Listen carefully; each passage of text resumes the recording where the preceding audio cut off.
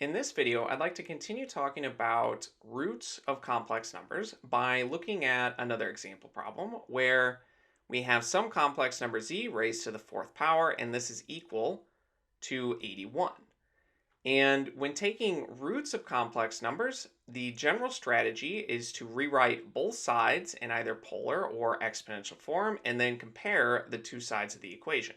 And for this particular problem, we are told two solutions, 3 and -3, since if we raise either of these to the fourth power, we do get back 81. And the other two solutions will be complex solutions. And remember that a complex number in its exponential form is equal to the magnitude multiplied by its direction, e to the I times theta, where this is really Euler's formula, which is the cosine of theta plus I times by the sine of theta. And it looks like our answers will be in rectangular form, but we will use exponential form and then convert it at the end to this rectangular form.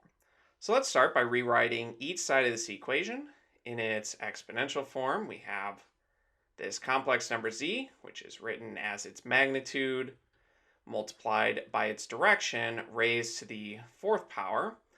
And this will be equal to 81, which has a magnitude of 81, and its direction is 0 degrees. And so we have e to the I times by 0 degrees, but we can also add multiples of 360 degrees to this, and we would still have the exact same angle. Since every time we add 360, we just end up back at the same spot.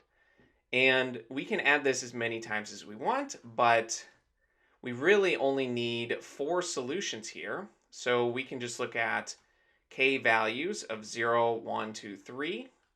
And if we want, we could look at higher values, but those higher values will just give us duplicate solutions. Now let's simplify this left-hand side. When raising this to the fourth power, the magnitude gets raised to the fourth power, and we have an exponent to an exponent, so we multiply those exponents, and this will be equal to the right-hand side here. And if we want, we can do this in radians or degrees. Either way will work. If we do it in radians, we will just be adding multiples of 2 pi. But for this equation to be true, like I mentioned, the magnitudes must be equal and the angles must be equal. So we'll set up two different equations. We have the magnitude of the complex number z raised to the fourth power is equal to 81, which we can solve by taking a fourth root of each side or by raising each side of the equation to the 1/4 power. But our solution will be 3. So each of our solutions will have a magnitude of 3. And we can see that's true by looking at the first two solutions. And actually, at this point, we can already eliminate A and B. But assuming we don't have multiple choice, let's continue just to see how this problem works. We will also set the angles equal to each other. We have 4 theta is equal to 0 degrees plus 360 multiplied by k. And we'll divide everything by 4. So that theta is 0 degrees plus 90 degrees multiplied by k. And to get our 4 solutions, we just plug in our different values of k. So let's first look at when k equals 0. Let me change colors. We have theta 0, which is just when k is equal to 0. This will be equal to 0 degrees. If we plug in k is equal to 1, we have 0 plus 90, which is just 90. If we do k is equal to 2, we get 180 degrees. That's 90 twice. And when k is equal to 3, we add 93 times to get 270. But like I mentioned, if we use higher values of k or negative values of k, we will just get one of these 4 solutions. For instance, when k is equal to 4, we get 90 times 4, which is 360, but 0 and 360 are equal. So we will just get this solution of theta 0.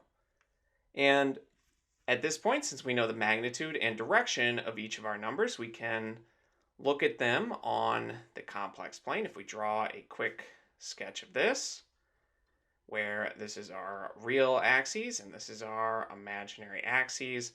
And what we'll notice is that we get a nice symmetry about the origin, where theta 0, that's this solution, with a magnitude of 3 would be at 3 on the real axes. We know theta 2, that has an angle of 180, that will be on the negative real axes right here, that's negative 3. And for theta 1 at 90 degrees, it has a magnitude of 3 and is on the positive imaginary axes. And theta 3 at 270, that's all the way down here on the negative imaginary axes. And it has a magnitude of 3, so it's at negative 3. And we can see that if we were to draw a circle, and this is not to scale, but we can get a general idea here that these complex numbers are evenly distributed about this origin here. They are symmetric.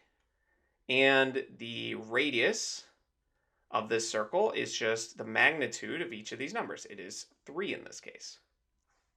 So we can see that 3i and minus 3i are both solutions. Like I mentioned, we could have eliminated a and b right away when we figured out the magnitude. Or if we had more complicated angles and needed to rewrite them in the rectangular form, we could write them in their polar form. For instance, this one has a magnitude of 3 and a direction of 90 degrees. Its angle is 90. And we know the cosine of 90, that's 0, and the sine of 90 is 1. So this will just be 3 times I times 1, or just 3i. Likewise, for this one, it would just have an angle of 270, where again, the cosine is 0, and the sine now would be negative 1. But once you do find your solutions, you can always test them by just raising them to the 4th power. And we know I to the 4th power is just 1. So here we get this would be positive 81, since 3 to the 4th is 81. And I to the 4th, again, that's 1, but we would have minus 3 to the 4th, but we know that's 81 as well.